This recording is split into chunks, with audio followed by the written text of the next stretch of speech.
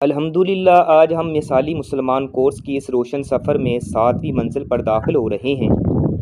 آج کی حدیث ہمارے دین کا لب لباب ہے، گویا کہ ایک جملے میں پورے دین کی روح سمٹ آئی ہے۔ الدین نصیحہ، دین سراپا خیر خواہی ہے۔ یہ حدیث ہمیں جھنجھوڑتی ہے کہ دین صرف عبادات کا نام نہیں ہے، یہ تو دل کی وہ روشنی ہے جو دوسروں کے لیے چمک بن جائے، امن بن جائے، اصلاح بن جائے۔ ایک مثالی مسلمان وہی ہے جو دوسروں کے لیے درد مند، سچا، خیر خواہ اور نفع پہنچانے والا ہو، خواہ وہ عالم ہو یا طالب علم، استاذ ہو یا شاگرد۔ دین کی عظمت اسی کے کردار سے جھلکتی ہے جو نصیحت کو اپنا شعار بنائے۔ تو آج ہم اس حدیث میں دین کا ایک ایسا زاویہ دریافت کریں گے جو نہ صرف ہمارے دلوں کو بیدار کرے بلکہ ہمارے عمل کو بھی زندہ کرے۔ سب سے پہلے تو ہم انشاءاللہ اس حدیث کا ترجمہ دیکھیں گے، پھر اس کی جو ہے وہ تشریح اور وضاحت انشاءاللہ کریں گے۔ بسم اللہ الرحمن الرحیم۔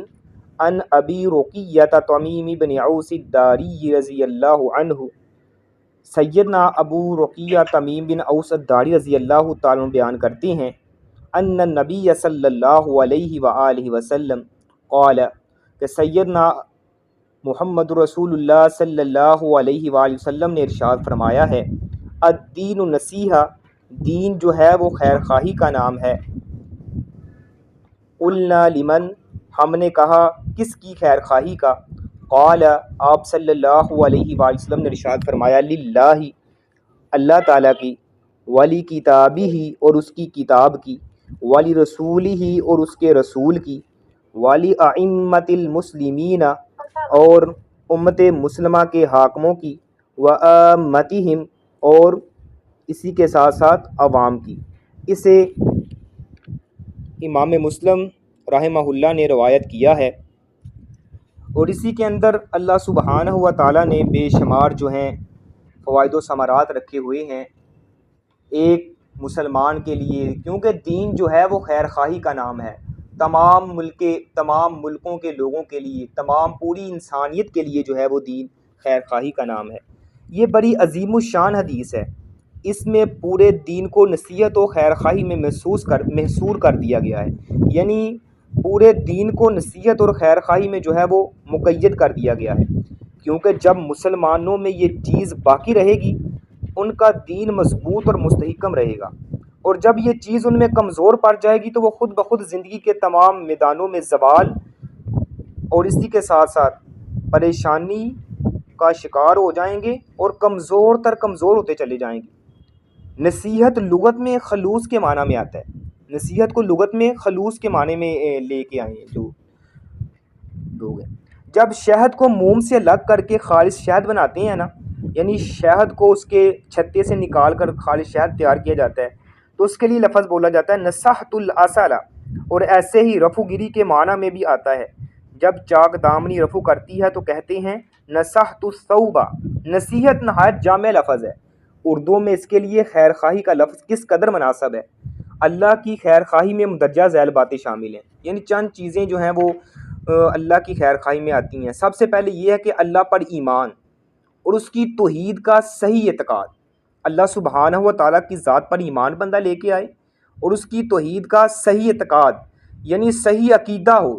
توحید جو ہے اس کے اندر، اس کے عقیدے کے اندر جو ہے وہ بڑی راسخ ہو، یعنی وہ راسخ العقیدہ انسان ہو، وہ اپنی ربوبیت و الوہیت اور اسماء و صفات میں یکتا اور بے مثال ہے، یہ اللہ سبحانہ و تعالیٰ کی ذات کے متعلق اس کا عقیدہ ہونا چاہیے، اور اسی کے ساتھ ساتھ اللہ کی شکر گزاری، اس کے حکموں کی بجا آوری اور اس کے ممنوعات سے اجتناب، یعنی اللہ سبحانہ و تعالیٰ کے ہر معاملات میں شکر گزاری اللہ کی جائے، اس کے حکموں کو بجا آور لایا جائے، تمام اس کے جو فیصلے ہیں، حکم ہیں، ان کو جو ہے من وعن قبول کیا جائے، اس پر عمل کیا جائے، جن سے اللہ سبحانہ و تعالیٰ نے منع کیا اس سے رکا جائے۔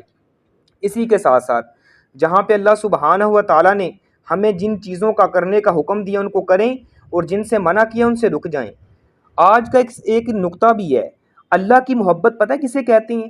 لوگوں نے اس کو یوں بھی بیان کیا ہے، بلکہ ایک امام نے اس سے یوں بیان کیا کہ اللہ کی محبت کا نام یہ ہے کہ جہاں سے اللہ سبحانہ و تعالیٰ نے بندے کو غائب ہونے کا حکم دیا ہے نا، جہاں سے حکم دیا کہ بندہ وہاں پہ مجھے نظر نہ آئے، تو وہاں پر بندہ پھر کبھی بھی اللہ سبحانہ و تعالیٰ کو نظر نہ آئے وہ کام کرتے ہوئے جن کاموں سے اللہ نے منع کی ہے، بندہ اللہ سبحانہ و تعالیٰ کو وہ کام کرتے ہوئے نظر نہ آئے، اور جس چیز کا اللہ سبحانہ و تعالیٰ نے انسان کو حکم نہیں دیا اگر پھر بھی وہ کرتا ہے نا تو وہ صحیح معنوں میں اللہ سے محبت نہیں کرتا۔ یعنی جہاں سے اللہ سبحانہ و تعالیٰ نے حکم ہے وہاں سے بندہ غائب نہ ہو، جو اعمال کرنے کا اللہ سبحانہ و تعالیٰ نے انسان کو کہا ہے، مطالبہ کیا ہے، وہاں سے بندہ غیر حاضر نہ ہو، وہاں پر وہ حاضری کو یقینی بنائے، اور جہاں سے ممانعت ہے وہاں بندہ کبھی بھی نظر نہ آئے۔ یہی اللہ کی محبت کی علامت ہے۔ یعنی جن چیزوں سے اللہ نے منع کیا اس سے وہ رک جاتا ہے، جن کا اللہ نے مطالبہ کیا ہے اس پر وہ پورا اترتا ہے۔ اسی کے ساتھ ساتھ ہر قسم کی عبادت، چاہے وہ دعا ہو، مدد طلبی ہو، فریاد رسی ہو، توکل و انابت ہو، خوف و امید ہو، ہر قسم کی جو ہے وہ خالص اللہ کے لیے کرنی ہے۔ ہر قسم کی عبادت، اگر عبادت میں کسی اور کو شریک کیا جائے نا، وہ عبادت اللہ سبحانہ و تعالیٰ کو عبادت نہیں لگتی، وہ بلکہ اللہ کی شراکت میں انسان کرتا ہے۔ تو اللہ سبحانہ و تعالیٰ نے فرمایا جو شرک ہے نا، شرک وہ سب سے بڑا گناہ، ان الشرک لظلم عظیم، شرک کو اللہ سبحانہ و تعالیٰ نے ظلم عظیم کہا ہے۔ شرک جو ہے وہ سب سے بڑا گناہ ہے۔ اللہ سبحانہ و تعالیٰ ایک جگہ پہ فرماتے ہیں میں تمام گناہوں کو معاف فرما دوں گا جسے میں چاہوں گا، لیکن جو شرک والا گناہ ہے نا میں نے اسے معاف نہیں فرمانا، کیونکہ شرک جو ہے وہ بڑا، بہت ہی بڑا کبیرہ گناہ ہے شرک جو ہے۔ اسی کے ساتھ ساتھ اللہ کی طرف لوگوں کو بلانا، اس کی راہ میں آنے والی ہر مصیبت کو خندہ پیشانی سے گوارا کرنا اور صبر سے کام لینا۔ لوگ جو ایک مثالی مسلمان ہوتا ہے وہ لوگوں کو اللہ کی طرف بلاتا ہے، یعنی اللہ کے ساتھ جوڑتا ہے۔ آج ہمارے معاشرے میں کچھ لوگ ایسے بھی ہیں جو دین کے نام پر دین کا جو ہے وہ لوگوس اور یہ استعمال کرتے ہیں، اور لوگوں کو بجائے اس کے کہ اللہ کے ساتھ جوڑیں لوگوں کو اپنے ساتھ جوڑتے ہیں۔ اس کے ساتھ ساتھ یہ ہمارا جو شعبہ ہے جادو جنات کا، روحانیت کا، اس میں لوگ یہ زیادہ تر جو ہیں وہ ایسے کام کرتے ہیں، لوگوں کو غلط گائیڈ لائن کرتی ہیں، اور لوگوں کو بجائے اس کے کہ اللہ کے ساتھ جوڑا جائے، لوگوں کے عقیدے کو مضبوط کیا جائے، ان کے اندر خوف و ہراس مبتلا کرتی ہیں، ان کو اللہ کے ساتھ جوڑنے کے بجائے اپنے ساتھ جوڑتے ہیں۔ اور جو ایک اللہ والا جو مثالی مسلمان ہوتا ہے، صحیح المعنی جو مسلمان ہے، جو راسخ العقیدہ ہے، وہ بندہ پتہ ہے کیا کرتا ہے؟ لوگوں کو اپنے ساتھ نہیں جوڑتا، وہ لوگوں کو رب کے ساتھ جوڑتا ہے۔ اگر آپ ہاسپٹل میں جائیں نا، ریسیپشن میں جائیں، تو ریسیپشن والے کا کام کیا ہوتا ہے؟ آپ کو جو ہے وہ ڈاکٹر سے ملائے، آپ کو اپنے جو ہے وہ ادارے کے ساتھ جوڑے۔ یہ نہیں ہے کہ وہ ڈاکٹر جو ہے وہ ریسیپشن والا ہے جو آپ کو اپنے میڈیکل سٹور کے ساتھ جوڑے کہ فلاں ٹائم میں اپنے وہ کلینک پہ بیٹھتا ہوں، وہاں پہ آ کے آپ چیک اپ کروائیں۔ وہ مخلص نہیں ہے، وہ ادارے کے ساتھ مخلص نہیں ہے، وہ اس دفتر یا اس آفس کے ساتھ مخلص نہیں ہے جو لوگوں کو اپنے ساتھ جوڑ رہے ہیں۔ مسلمان وہی ہوتا ہے جو لوگوں کو اپنے ساتھ نہیں جوڑتا۔ ایک راسخ العقیدہ مسلمان، مثالی مسلمان وہی ہے جو لوگوں کو اپنے ساتھ نہیں جوڑتا بلکہ لوگوں کا تعلق اللہ کے ساتھ مضبوط کرتا ہے، لوگوں کو اللہ کے ساتھ جوڑتا ہے۔ اسی کے ساتھ ساتھ اس بات پر ایمان لانا کہ یہ اللہ سبحانہ و تعالیٰ کا کلام ہے، یہ قرآن جو ہے وہ اللہ کا کلام ہے، اللہ کی مخلوق نہیں ہے، اللہ کا کلام ہے۔ اللہ تعالیٰ نے اسے جبرائیل علیہ السلام کے واسطے سے اپنے بندے محمد رسول اللہ صلی اللہ علیہ وسلم کے دل پر نازل فرمائے۔ اس کے حروف و معنی سب اللہ کے کلام ہے، یعنی اس کا جو ایک ایک لفظ ہے وہ اللہ سبحانہ و تعالیٰ کی طرف سے ہے، اللہ کا کلام ہے۔ اس کے سارے احکام عدل پر مبنی ہیں، یعنی اس میں جن چیزوں کا حکم دیا ہے نا وہ تمام تر چیزیں برحق ہیں، اس میں کسی چیز کا شک و شبہ کرنا وہ ایک مسلمان کے لیے شان شیان نہیں ہے، مسلمان کے لائق نہیں ہے۔ وہ اس کی ساری خبریں صدق پر مبنی ہیں، اس بات پر جو ہے وہ ایمان رکھتا ہے۔ اور یہ قرآن مجید ایک ایسی منظم من اللہ کتاب ہے نا، باقی آپ دنیا کی جتنی بھی کتابیں ہیں آپ ان کتابوں کا مطالعہ کریں، ان کتابوں کے اختتام پر آخری جو ہے اوراق ہوتے ہیں اس پہ یہ بات لکھی ہوتی ہے، یہ بات مینشن ہوتی ہے کہ اس کتاب کو ہم نے لکھا ہے اور بارہا ہم نے اس کی نظر ثانی کی ہے، اس کے باوجود بھی اگر اس کے اندر کسی قسم کی کوئی غلطی ہے، کوئی کوتاہی ہے، کوئی مس پرنٹنگ ہے، کوئی شک شبے والی بات ہے، ہمیں مطلع کریں تاکہ ہم نیکسٹ ایڈیشن چھاپنے سے پہلے اس غلطی کی اصلاح کر سکیں۔ لیکن قربان جائیں، اس قرآن مجید ایک ایسی اللہ سبحانہ و تعالیٰ کی طرف سے منظم من اللہ کتاب ہے۔ اللہ سبحانہ و تعالیٰ نے اس کتاب کے آغاز میں اس کتاب کے شروع میں یہ بات کو جو ہے وہ مینشن کر دی ہے، الف لام میم ذالک الکتاب لا ریب، اس کتاب میں شک و شبہ ہے ہی نہیں، اس کتاب میں کوئی ڈاؤٹ ہے ہی نہیں، اس کتاب میں کوئی رنجش ہے ہی نہیں۔ اللہ سبحانہ و تعالیٰ نے اس کتاب کے شروع میں ابتدا میں ہی جو ہے وہ اللہ سبحانہ و تعالیٰ اس بات کا چیلنج کر دی ہے، یعنی یہ ایسی منظم من اللہ کتاب ہے۔ اس کے ساتھ ساتھ اس کی تلاوت، حفظ، فہم و تدبر اور اس پر عمل کا اہتمام، نیز قرآنی علوم کی نشر و اشاعت، قرآن حفظ کرنے والوں کی مدد اور ان کی حوصلہ افزائی کی جائے۔ یہ قرآن کی تلاوت کوئی چھوٹا عمل نہیں ہے، قرآن پڑھنا پڑھانا کوئی چھوٹا عمل نہیں ہے۔ نبی علیہ الصلوۃ والسلام نے فرمایا خیرکم من تعلم القرآن وعلمہ، تم میں سے بہتر وہ ہے جو قرآن کو سیکھتا ہے، قرآن کو سکھاتا ہے، قرآن کو پڑھتا ہے، لوگوں کو پڑھاتا ہے۔ یعنی قرآن ایک ایسی منظم من اللہ کتاب ہے، اللہ سبحانہ و تعالیٰ نے یہ نہیں کہا جس کے پاس بینک بیلنس ہے وہ کامیاب ہے، اللہ سبحانہ و تعالیٰ نے یہ نہیں کہا جو لوگوں میں سب سے اچھا وہ ہے جس کے پاس کوٹھیاں کاریں بنگلے ہیں وہ کامیاب ہے، جو چودھری ہے، جو نمبردار ہے، جو گاؤں کا جو ہے وہ ایک نمبردار ہے، جس کے ہاتھ میں دنیا کی حکومت ہے وہ کامیاب ہے، وہ بہتر ہے، یہ نہیں کہا۔ اللہ سبحانہ و تعالیٰ نے پتہ ہے بہترین انسان کسے کا ہے، بہتر کسے کا ہے، سب سے زیادہ اچھا کسے کا ہے، فرمایا خیرکم من تعلم القرآن وعلمہ، جو لوگوں کو اس قرآن کی تعلیم دیتا ہے، لوگوں کو گائیڈ لائن دیتا ہے قرآن کے بارے میں اور خود بھی لیتا ہے، یہ بندہ کامیاب ہے، یہ بندہ بہتر ہے۔ باقی لوگ جو ہیں وہ دنیاوی لحاظ سے جو ہیں وہ کامیاب ہو سکتے ہیں، لیکن اللہ کی نظروں میں کامیاب بہتر انسان وہ ہے جو قرآن کو سیکھتا ہے، قرآن پر عمل کرتا ہے، دوسروں کو پڑھاتا ہے، سیکھنے کی کوشش کرتا ہے اور دوسروں کو سکھانے والا ہے۔ یہ جن سسٹر کا مائک ان میوٹ ہے نا، مائک وہ اس کو میوٹ پہ لگائیں، یہ انٹی سمران ہوم ان کا وہ مائک جو ہے وہ ان میوٹ ہے، انٹی جی اس کو مائک کو میوٹ پہ کریں، ہاں جزاک اللہ۔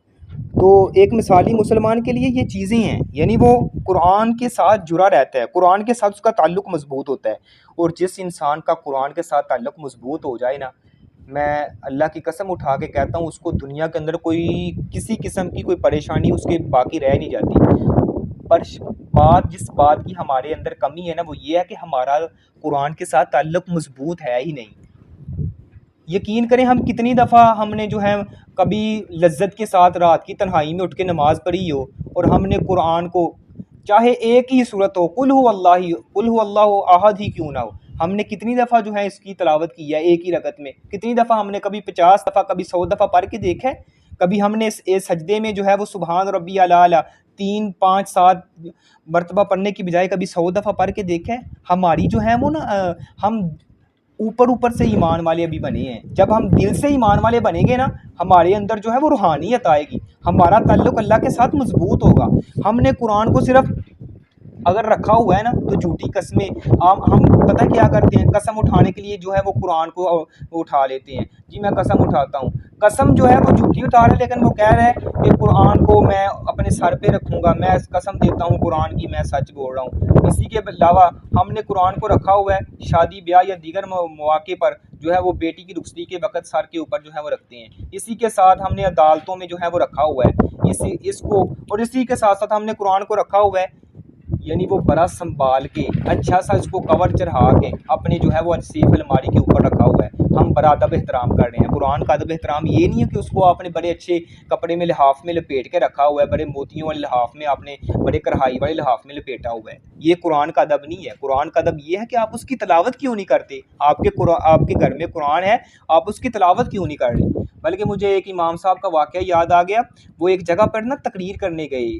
خطاب کرنے کے لیے گئے نا، تو ایک جگہ ایک گھر میں جہاں پہ جنہوں نے ان کو انوائٹ کیا تھا وہاں پہ ان کا کھانے کا بندوبست کیا ہوا تھا، تو وہ امام صاحب وہ علماء صاحب جو ہے نا عالم صاحب اس گھر میں چلے جاتے ہیں، کھانے کے دسترخوان پر بیٹھتے ہیں، تو دیکھا کیا کہ باہر نا وہ ان کے کچھ ریال کچھ پیسے وغیرہ پڑے ہوئے تھے، انہوں نے وہ ریال وغیرہ اس ٹیبل سے اٹھا کے نا وہاں پہ پاس سے قرآن مجید پڑا ہوا تھا، اس قرآن مجید کے اندر رکھ دیے، اور قرآن مجید جو کہ جب اندر رکھ دیے نا، جب کھانا وغیرہ کھا کے چلے گئے وہ عالم صاحب، تو ان لوگوں کے گھر میں یہ بات بڑی جو ہے وہ پھیل گئی، یہ جو عالم آئے تھے بڑی واضح تبلیغ کرتے ہیں، یہ ہمارے پیسے جو ادھر پڑے تھے ٹیبل پر چوری چرا کے لے کے چلے گئے ہیں، یہ لوگوں کو بڑے دین کی باتیں سناتے ہیں، ایسے کرتے ہیں ویسے کرتے ہیں، خود ان کا عمل دیکھیں، انہوں نے یہ کیا، انہوں نے یہ ہمارے گھر سے پیسے چرائے ہیں، اس طرح ان کا نا یہ ذہن بن گیا، ویسے انہوں نے باہر لوگوں سے تو نہ بات کی، لیکن اپنے گھر کے اندر ہی ان کا یہ نا ان کے بارے میں یہ رویہ اور ان کے بارے میں یہ ان کے ذہن سازی ہو گئی۔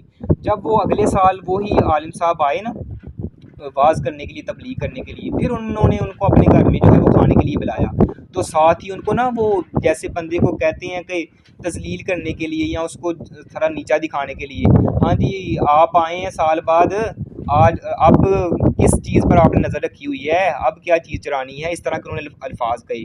تو وہ جو عالم صاحب تھے، وہ اللہ والے تھے، ان کی آنکھوں میں آنسو آ گئے۔ انہوں نے کہا کیا معاملہ ہے، کس وجہ سے آپ مجھے یہ باتیں اس طرح کی جو ہیں وہ لگا لگا کے کر رہے ہیں؟ انہوں نے کہا پچھلی دفعہ آپ آئے تھے، ہمارے ریال وغیرہ وہ پیسے جو ہیں وہ چرا کے لے گئے ہیں، اس دفعہ کس چیز پہ نظر رکھی ہوئی ہے؟ ان کی آنکھوں میں آنسو آ گئے۔ انہوں نے کہا اب رو کیوں رہے ہو؟ کہنے لگا میں رو اس لیے نہیں رہا کہ آپ نے مجھ پر یہ جو الزام لگایا ہے، مجھ پر یہ بلیم لگایا ہے کہ میں نے پیسے چرائے ہیں، بلکہ میں رو اس وجہ سے رہا ہوں کہ 1 سال گزر گیا ہے، آپ کے گھر میں قرآن مجید پڑھا ہے، تو آپ نے کبھی 1 سال میں قرآن مجید کو پڑھ کے نہیں دیکھا؟ آپ نے قرآن مجید کو کھول کے نہیں دیکھا 1 سال پورا؟ میں اس وجہ سے رو رہا ہوں، اس وجہ سے مجھے حیرت ہے آپ پر، اس وجہ سے میری آنکھوں میں آنسو آ گیا کہ 1 سال ہو گیا ہے آپ کے گھر میں قرآن مجید ہے، آپ نے قرآن مجید کو کھول کے نہیں دیکھا۔ فرمایا جاؤ قرآن مجید وہ جو سامنے الماری میں پڑا اس کو لے کے آ، وہ لے کر آئے، اس پر ڈسٹ وغیرہ پڑی ہے، اس کو صاف کیا، تو قرآن مجید کو جب کھولا نا، وہی ریال وہی پیسے اس قرآن مجید کے اندر تھے۔ ان لوگوں کی آنکھوں میں آنسو آ گئے، لوگوں جو ہیں وہ ہکا بکا رہ گئے، اور بجائے اس کے وہ معافی مانگنے پر مجبور ہو گئے، معافی مانگنے لگے، ہمیں معاف کر دیں، ہم نے آپ کے بارے میں یہ گمان رکھا۔ کہنے لگے مجھے کوئی آپ پر جو ہے وہ کوئی کسی قسم کے کوئی شک کوئی تکلیف نہیں ہے، بلکہ مجھے تکلیف اس بات کی ہے یہ کہ آپ کے گھر میں قرآن مجید پڑا ہوا ہے، 1 سال گزر گیا آپ نے قرآن مجید کی تلاوت کر کے نہیں دیکھی، اس لیے ہمارا قرآن کے ساتھ جو تعلق ہے وہ کمزور پڑ گیا ہے۔ جب انسان کا تعلق اللہ کے ساتھ مضبوط ہوگا نا، دنیا کا کوئی بھی غم ہو، دنیا کا کوئی بھی ہے وہ ہم ہو چاہے غم ہو، وہ اللہ سبحانہ و تعالیٰ انسان کے دل میں رہنے نہیں دیتا، اللہ اس کے دل کو مطمئن کرتا ہے۔ اور قرآن ایک ایسی منظم من اللہ کتاب ہے، اللہ فرماتے ہیں وَإِذَا قُرِئَتْ عَلَيْهِمُ الْقُرْآنُ، جب ان پر قرآن کی آیات کی تلاوت کی جاتی ہے نا تو ان کا ایمان بڑھتا ہے۔ وَإِذَا تُلِيَتْ عَلَيْهِمْ آيَاتُهُ زَادَتْهُمْ إِيمَانًا وَعَلَىٰ رَبِّهِمْ يَتَوَكَّلُونَ، جب ایمان والوں کو اللہ کے قرآن کی آیات سنائی جاتی ہیں، ان کا تو ایمان اللہ کے ساتھ اور مضبوط ہو جاتا ہے، ان کا ایمان کا لیول بڑھ جاتا ہے۔ یعنی یہ ایسی اللہ کی منظم من اللہ کتاب ہے۔ اسی کے ساتھ ساتھ ایک جو مسلمان ہے اس کا اللہ کے ساتھ تعلق بھی مضبوط ہوتا ہے، اور ساتھ ساتھ اللہ سبحانہ و تعالیٰ اس کی پریشانیاں تکلیفیں بھی دور کرتا ہے۔ اور ساتھ اس حدیث سے ہمیں کیا سبق ملتا ہے کہ آپ کے حکموں کی تعمیل، آپ کی خبروں کی تصدیق، آپ کی ممنوعات سے اجتناب، آپ پر ایمان بھی لایا جائے، اللہ کے رسول پر ایمان بھی لایا جائے، اور ان کے جو بتلائے ہوئے طریقے ہیں، ان کے جو بتائے ہوئے چیزیں ہیں ان پر عمل بھی کیا جائے۔ آپ کی محبت کو اپنی جان، مال اور اہل و عیال کی محبت سے مقدم رکھنا، لیکن محبت کا یہ مفہوم قطعاً نہیں ہے کہ آپ کے بارے میں غلو سے کام لیا جائے۔ آپ علیہ الصلوۃ والسلام سے محبت اس وقت تک کوئی بندہ ایمان والا ہو ہی نہیں سکتا، مکمل ایمان اس کا ہو ہی نہیں سکتا جب تک وہ نبی علیہ الصلوۃ والسلام کے ساتھ محبت اپنے گھر بار، اپنے اہل و عیال، اپنی جان سے بڑھ کے نہ کرے۔ سیدنا عمر فاروق رضی اللہ تعالیٰ عنہ آپ علیہ الصلوۃ والسلام کے ساتھ ایک دفعہ جا رہے ہیں، تو آپ علیہ الصلوۃ والسلام کو فرمانے لگے یا رسول اللہ میں آپ سے جو ہے وہ اپنے گھر والوں سے، تمام لوگوں سے بڑھ کے محبت کرتا ہوں، لیکن اپنی جان سے نہیں۔ فرمایا عمر ابھی تک تیرا ایمان مکمل نہیں ہوا۔ فرمایا الآن اب میں آپ سے اپنی جان سے بھی زیادہ بڑھ کے محبت کرتا ہوں۔ فرمایا اب تیرا ایمان مکمل ہوا ہے۔ لا یؤمن احدکم، اس وقت تک کوئی بندہ مکمل ایمان والا ہو ہی نہیں سکتا جب تک وہ مجھے ہر چیز سے، اپنے اہل و عیال سے، اپنی جان سے، بلکہ ہر دنیا کائنات سے بڑھ کے محبت نہ مجھ سے کرنے لگ جائے، مجھے محبت کا مرکز نہ بنا لے۔ اور قرآن مجید میں اللہ سبحانہ و تعالیٰ فرماتے ہیں قُلْ إِنْ كَانَ آبَاؤُكُمْ وَأَبْنَاؤُكُمْ وَإِخْوَانُكُمْ وَأَزْوَاجُكُمْ وَعَشِيرَتُكُمْ وَأَمْوَالٌ اقْتَرَفْتُمُوهَا وَتِجَارَةٌ تَخْشَوْنَ كَسَادَهَا وَمَسَاكِنُ تَرْضَوْنَهَا أَحَبَّ إِلَيْكُمْ مِنَ اللَّهِ وَرَسُولِهِ وَجِهَادٍ فِي سَبِيلِهِ فَتَرَبَّصُوا حَتَّى يَأْتِيَ اللَّهُ بِأَمْرِهِ وَاللَّهُ لَا يَهْدِي الْقَوْمَ الْفَاسِقِينَ۔ فرمایا ان سے کہہ دو تمہارے آباء و اجداد، تمہارے بیٹے، تمہاری عورتیں، تمہارا جو ہے یہ کوٹھیاں، بنگلے، کاریں، کیا اللہ اور اس کے رسول سے زیادہ آپ کو جو ہیں وہ زیادہ پسند ہیں یا زیادہ آپ ان سے محبت کرتے ہو؟ اگر تو آپ کو یہ چیزیں اللہ اور اس کے رسول سے زیادہ محبوب ہے نا، پھر فرمایا فَتَرَبَّصُوا حَتَّى يَأْتِيَ اللَّهُ بِأَمْرِهِ وَاللَّهُ لَا يَهْدِي الْقَوْمَ الْفَاسِقِينَ۔ پھر اللہ کے حکم کا انتظار کریں، اللہ کے عذاب کا انتظار کریں۔ ایمان جو ایمان والا ہوتا ہے وہ تمام چیزوں سے بڑھ کے اللہ اور اس کے رسول سے محبت کرتا ہے۔ اسی کے ساتھ ساتھ آپ کی ذات، آپ کی سنتوں، آپ کے دین کا دفاع کرنا، آپ کو گالی دینے والا اور آپ کے دین میں عیب لگانے والا کافر ہے، آپ کے دین کو برا کہنے والا کافر ہے، آپ کا دین جو ہے وہ مکمل ہو چکا ہے، آپ کی سنت کافی ہے۔ سنتوں کو چھوڑ کر بدعتوں کو اختیار کرنا راہ حق سے انحراف ہے۔ نبی علیہ الصلوۃ والسلام کی حدیثوں اور سنتوں کو عام کرنا، ایک مسلمان جو ہوتا ہے وہ چھوٹی سی چھوٹی حدیث پر بھی، چھوٹی سی چھوٹی سنت پر بھی عمل کر کے دکھاتا ہے۔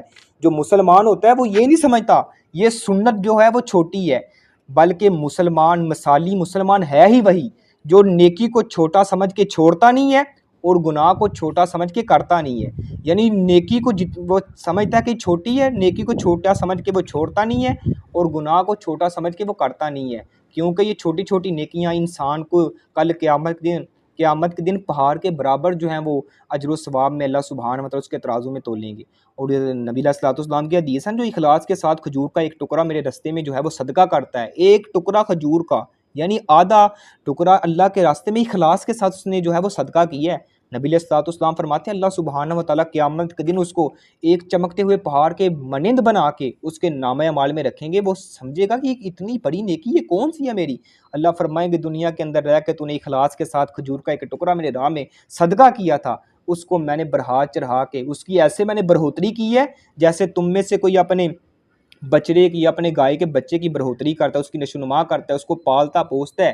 میں نے تیرے اس اخلاص جیسے صدقے کو، اس کھجور کے ٹکڑے کو بڑھا کے آج اجر و ثواب کا پھاڑ بنا کے تیرے نامہ اعمال میں جو ہے وہ داخل کر دیا ہے۔ یعنی نیکی کو چھوٹا سمجھ کے چھوڑنا نہیں ہے اور گناہ کو چھوٹا سمجھ کے کرنا نہیں ہے، بلکہ گناہ چھوٹے چھوٹے گناہ جو ہوتے ہیں وہ انسان کو ذلت، رسوائی اور جہنم کی طرف لے کے جاتے ہیں۔ اس لیے ایک مثالی مسلمان وہی ہے جو چھوٹی چھوٹی سنتوں پر بھی عمل کرتا ہے۔ لوگ تو کہیں گے یہ جی بڑے پتہ نہیں کیا آ گیا، لوگ مزاح کرتے ہیں۔ آپ اگر وہ کوئی مرد ہیں نا وہ اپنے ٹخنوں سے اپنی شلوار کو اوپر رکھتے ہیں، لوگ کہتے ہیں آگے وہ نہر کراس کرنے لگے ہیں، آپ آگے پانی ہے، آگے ندی ہے، آپ کراس کرنے لگے ہیں۔ تو جو مسلمان مردوں کے لیے حکم ہے، نبی علیہ الصلوۃ والسلام نے فرمایا 3 بندے ایسے ہیں جن سے کل قیامت کے دن اللہ سبحانہ و تعالیٰ کلام نہیں کریں گے، ان سے بات چیت نہیں کریں گے، ان کی طرف نظر رحمت سے دیکھیں گے نہیں ہے، اللہ سبحانہ و تعالیٰ ان کو گناہوں سے پاک نہیں کریں گے۔ فرمایا ان کو نہ ہی گناہوں سے پاک کریں گے، نہ ہی نظر رحمت سے دیکھیں گے ان کی طرف، اور ان کے لیے دردناک عذاب ہے۔ وہ 3 بندے کون ہیں؟ المسبل والمنان، جو مسلمان مرد اپنی شلوار، اپنا تہمد، اپنا پجامہ جو ہے اپنے ٹخنوں سے نیچے رکھتا ہے۔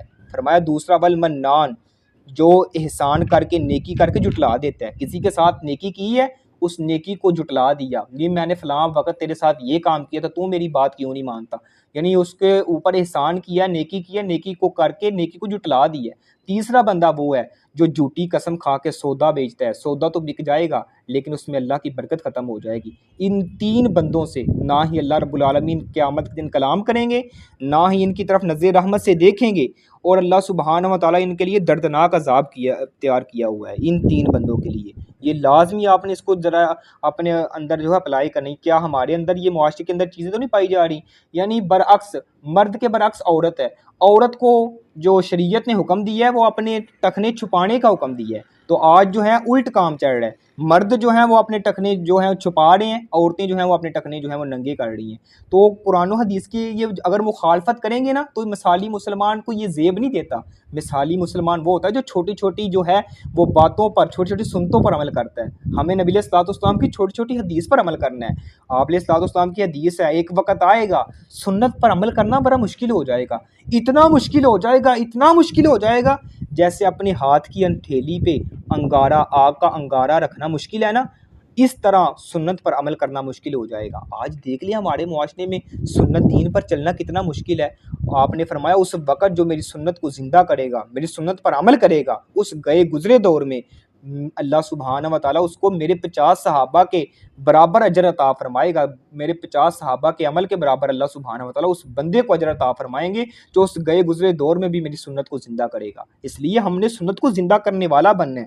آپ علیہ الصلوۃ والسلام کی چھوٹی سے چھوٹی اگر کوئی سنت ہے ہمیں اسے بھی زندہ کرنا ہے۔ آپ علیہ الصلوۃ والسلام نے جو ہمیں کہہ دی ہے ہم نے اس پر عمل کر کے دکھانا ہے۔ اسی کے ساتھ ساتھ نبی علیہ الصلوۃ والسلام کی آل و اصحاب سے محبت اور تعظیم کرنا، آپ علیہ الصلوۃ والسلام کے جتنے صحابہ ہیں ان کی تعظیم کرنا، آپ کے اہل بیت کی تعظیم کرنا، ان کے ساتھ محبت کرنا۔ یہ محرم الحرام کا مہینہ آ رہا ہے، لوگ آپ نے دیکھا ہوگا لوگ جو ہیں وہ صحابہ پر لعن طعن کرتے ہیں، صحابہ پر تبرہ بازی کرتے ہیں، انہوں نے یہ کیا۔ اللہ ان سے راضی ہے، رضی اللہ عنہم ورضوا عنہ، اللہ ان سے راضی ہے، وہ اللہ سے راضی ہیں۔ جب اللہ ان سے راضی ہے، وہ اللہ سے راضی ہیں، ہمارے اور تمہارے تبرہ بازی کرنے سے ان کی شان میں، ان کی عزت، ان کی رفعت، ان کی بلندی میں کوئی جو ہے وہ کمی آ سکتی نہیں ہے۔ اللہ ان سے راضی ہو گیا، اللہ نے ان کے لیے جنتوں کے وعدے کیے ہیں۔ اب ان کی زندگی کے اندر ان کی خامیاں ڈھونڈتے پھرنا، یہ ایک مسلمان کی شان شیان نہیں ہے، ایک مسلمان کے لائق نہیں ہے۔ تمام صحابہ کی عظمت جو ہے اللہ سبحانہ و تعالیٰ نے اپنے قرآن مجید میں بیان کی ہے، نبی علیہ الصلوۃ والسلام کی احادیث سے ہمیں ملتی ہے۔ اسی کے ساتھ ساتھ نیک کاموں میں ان کی اطاعت کرنا، جتنے بھی ہمارے حکمران ہیں نیک کاموں میں ان کی اطاعت کرنا، ان کی عیب پوشی کرنا، ان کی مدد کرنا، ان کا دفاع کرنا اور ان کے لیے دعا کرنا، اچھے طریقے سے انہیں ظلم و زیادتی سے محفوظ رکھنا۔ مسلمانوں کے حاکموں کی اطاعت واجب ہے، البتہ جب وہ کسی معصیت کا حکم دیں، کسی نافرمانی کا حکم دیں تو ان کی پھر آپ نے اتباع نہیں کرنی، کیونکہ ان کی اتباع جو ہے وہ اس کاموں میں نہیں ہے جو اللہ سبحانہ و تعالیٰ کے حکم کے خلاف ہیں، کیونکہ اطاعت صرف نیکی کے کاموں میں ہے، اور خالق کی معصیت میں مخلوق کی اطاعت وہ جائز نہیں ہے۔ اللہ کی نافرمانی بندہ کرے اور مخلوق کو راضی کرتا پھرے، اس بات پہ ان کی اطاعت نہیں کرنی۔ اب جو ہے ہماری اسمبلی میں جو قانون جو بل پاس ہوا ہے کہ جو 18 سال سے کم لڑکی ہے اگر وہ نکاح کرتی ہے تو وہ نکاح پڑھانے والے عالم کو بھی اور اس کے ولی کو بھی ہے جو وہ سزا دی جائے گی، اس کو اتنے سال سزا ہے اور اتنا جرمانہ ہے۔ یہ شریعت کے خلاف بل ہے۔ جو ایسے بل ہیں جو کتاب و سنت کے خلاف ہیں، جو شریعت کے خلاف ہیں، ہم ان کو نہیں ایکسیپٹ کرتے، ہم ان کو نہیں مانتے۔ ہم کہتے ہیں کہ جو فیصلہ اللہ اور اس کے رسول کے حکم کے خلاف ہے وہ ہمارے جوتے کی نوک پر، اگر تمہارے فیصلے اللہ اور اس کے رسول کے خلاف ہیں ہم ان کو نہیں مانیں گے۔ اگر باقی تمام معاملات میں ہم تمہارے تمام فیصلوں پر اپنے جو ہیں وہ لبیک کہتے ہیں، لیکن جو اللہ اور اس کے رسول کے خلاف تمہارے فیصلے بن رہے ہیں، تمہارے بل پاس ہو رہے ہیں، ہم اس کو ایکسیپٹ نہیں کرتے۔ اسی کے ساتھ لوگوں کے سامنے ان کے عیوب، ان کے گناہوں کو بیان کرنے سے بچنا، کیونکہ فتنہ جو ہے وہ اگر معاشرے میں پھیل جائے نا تو وہ لوگوں کو بڑا اپنی لپیٹ میں لے کے آتا ہے۔ اسی کے ساتھ ساتھ عام مسلمان کی خیر خواہی میں جو ہے بندہ یہ طریقے اگر اختیار کرے گا نا تو اس کے دل میں محبت پیدا ہوگی، دین کے لیے خیر خواہی پیدا ہوگی۔ کیا طریقے ہیں؟ آدمی اپنے مومن بھائی کے لیے وہی پسند کرے جو خود اپنے لیے پسند کرتا ہے۔ اللہ تعالیٰ نے قرآن مجید میں بھی یہی فرمایا ہے کہ انسان وہی اپنے بھائی کے لیے پسند کرتا ہے جو وہ خود پسند کرتا ہے۔ آپ اپنے لیے جو چیز پسند کر رہے ہیں، آپ کو جو چیز اچھی لگتی ہے، آپ دوسروں کے لیے بھی اس چیز کا وہ جو ہے وہ اس کا چناؤ کریں، اس چیز کو جو ہے وہ چوز کریں کہ میں اگر یہ چیز مجھے یہ پسند ہے تو میرے بھائی کو بھی وہی چیز پسند ہے۔ اگر آپ جو خود کھا رہے ہیں دوسروں کو بھی وہی کھلائیں، دوسروں کو بھی وہی پہنائیں۔ یہ مسلمان ہوتا ہے، مثالی مسلمان۔ اور نبی علیہ الصلوۃ والسلام جناب محمد رسول اللہ صلی اللہ علیہ وسلم کا طریقہ کار بھی یہی تھا۔ پہلے جو خود کھاتے تھے وہ صحابہ کے، بلکہ آپ علیہ السلام معمول ہوا کرتا تھا پہلے صحابہ کو کھلاتے تھے پھر بعد میں آپ کھاتے تھے۔ آپ نے حدیث سنی ہوگی، بڑی مشہور حدیث ہے، وہ دودھ کا پیالہ آیا، آپ علیہ الصلوۃ والسلام نے سیدنا ابو ہریرہ کو فرمایا ان جتنے بھی یہ 72 ہیں جتنے بھی ان سب کو پلاؤ۔ سیدنا ابو ہریرہ فرمانے لگے ایک دودھ کا پیالہ، اتنی پیاس اتنی بھوک لگی ہوئی ہے کئی دنوں سے، میری تو امید تھی کہ آپ علیہ الصلوۃ والسلام فرمائیں گے پہلے خود پی لو۔ آپ نے فرمایا جاؤ اس تمام صحابہ جو پہلے بیٹھے ہوئے ہیں ان کو بلا کے لاؤ، سب کو پلایا۔ سیدنا ابو ہریرہ فرماتے ہیں میں بار بار دیکھتا رہا کہ کہیں کم نہ ہو جائے، کہیں ختم نہ ہو جائے، اتنی مجھے پیاس لگی ہے، بھوک لگی ہے۔ آپ علیہ الصلوۃ والسلام نے فرمایا ابو ہریرہ اس کو پیو۔ آپ علیہ الصلوۃ والسلام کی دعا تھی، آپ علیہ السلام کی برکت تھی، آپ نے جو دعا کی، برکت کی، آپ کا یہ معجزہ تھا، سب نے پیا ہے، سیر ہو کے پیا ہے۔ پھر آپ نے فرمایا ابو ہریرہ پیو اس کو، ابو ہریرہ نے پیا، فرمایا اور پیو اور پیو، 3 دفعہ فرمایا پیو۔ اور سیدنا ابو ہریرہ رضی اللہ تعالیٰ عنہ فرماتی ہیں مجھے اس دودھ کی جو ہے وہ توانائی اپنی انگلی کے پوروں میں محسوس ہونے لگی، یعنی اتنی میں نے پیٹ بھر کے جو ہے وہ پیا۔ پھر آپ علیہ الصلوۃ والسلام نے بعد میں پیا، یعنی آپ علیہ الصلوۃ والسلام کا یہ طریقہ ہوا کرتا تھا، پہلے خود دوسروں کو کھلاتے، اپنے پر دوسروں کو ترجیح دیا کرتے تھے۔ اس لیے ہمیں آپ علیہ الصلوۃ والسلام کی سنت پر عمل کرنا چاہیے جس سے لوگوں کے دلوں میں محبت پیدا ہو۔ اسی کے ساتھ ساتھ ہر قسم کی عبادت، دعا، طلبی اللہ سبحانہ و تعالیٰ سے ہی بندے کو کرنی چاہیے۔ اس کے ساتھ مشورہ اگر کوئی آپ سے طلب کرتا ہے نا تو مثالی مسلمان پتہ ہے کون ہوتا ہے؟ اگر آپ سے کوئی مشورہ طلب کر رہا ہے نا تو آپ نے اسے خیر خانہ مشورہ دینا ہے، گویا کہ اسے سمجھنا کہ یہ میرا معاملہ ہے، میرا کام ہے۔ اگر آپ سے کوئی مشورہ طلب کر رہے ہو آپ اس کو اچھا مشورہ دیں، بجائے اس کے کہ آپ حسد کرتے ہوئے اس کو جو ہے وہ غلط طریقے کی طرف لے کے جائیں۔ کسی کو اچھا مشورہ دینا، کسی کو اچھی صلاح دینا، اچھی طرف جو ہے وہ رہنمائی کرنا، اس کو بھی صدقہ کہا گیا ہے۔ اس لیے ہمیں ان چیزوں کا خیال رکھنا ہے. یہ معاشرے کو یہ چیزیں جو ہے نا ایک معاشرے کو مثالی بناتی ہیں, آئیڈیل بناتی ہیں. اسی کے ساتھ کسی مسلمان سے ملاقات کریں تو سب سے پہلے سلام کریں, سلام کا جواب دیں. آپ سے کوئی سلام کرتا ہے سلام کا جواب دیں. اگر کسی کو چھینک آتی ہے الحمدللہ کہیں, جواب میں یرحمو کلّہ کہیں. دعوت دے تو اس کی دعوت کو قبول کی جائے. اگر کوئی بیمار ہے اس کی بیمار پرسی کی جائے. اسی کے ساتھ اگر کوئی فوت ہوتے ہیں اس کے جنازے پر شرکت کی جائے, اس کے ساتھ تعزیت کی جائے. یہ چیزیں جو ہیں انسان کے معاشرے کو جو ہے وہ مثالی بناتی ہیں. معاشرے کے اندر آپس میں اخوت, محبت, بھائی چارہ, محبت, یگانگت, دل لگی پیدا کرتی ہیں. اگر یہ چیزیں نہیں ہیں, اگر آپ کسی سے مل رہے ہیں نا, اچھے انداز میں ملتے ہیں, سلام کرتے ہیں, اس کا حال, اس کی طبیعت کے وغیرہ بارے میں پوچھتے ہیں, یہ چیزیں ایک دوسرے کے درمیان جو ہے محبت بڑھانے کا باعث بن جاتی ہیں. ہدیہ دیں, تحفہ دیں. کسی مسلمان کا اگر کوئی مقروض ہے اس کا قرض چکائیں, اس کا قرض اتاریں اگر آپ کے اندر استطاعت ہے.